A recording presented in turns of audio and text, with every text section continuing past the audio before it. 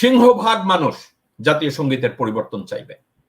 এবং আমি মনে করি এটাই হওয়া উচিত যে সিংহভাগ মানুষ যেহেতু এই জাতীয় সঙ্গীতটা পরিবর্তন চাচ্ছে, তো তাদের মতামতের প্রতি শ্রদ্ধা জানিয়ে হলেও এটা আসলে এটা পরিবর্তন করা প্রয়োজন। কারণ কি আপনি জানেন যে রবীন্দ্রনাথ ঠাকুর যখন মারা গিয়েছিলেন তখন তো আমাদের বাংলাদেশ রাষ্ট্রের কোনো জন্মই হয়নি। তখনও তো আমরা একটা মানে মানে বাংলা তখনও ভাগ হয়নি। আমরা একসাথে ছিলাম ভারতের সাথে, পাকিস্তানের সাথে, তাই না? তো ওই মানে ঐরকম একটা প্রেক্ষাপটের যখন মানে একটা দেশ আমাদের ছিল, ওই সময়ের প্রেক্ষাপটে যখন তিনি একটা রচনা লিখলেন, সেটাকে এখন জাতীয় সঙ্গীত বলে মেনে নেয়া যায় না আসলেই। কারণ আমি যদি স্বাধীন বাংলাদেশে বসে রবীন্দ্রনাথ এটা বাংলাদেশকে উদ্দেশ্য করে লিখত, তাহলে এটা আমরা জাতীয় সঙ্গীত হিসেবে মানতে পারতাম।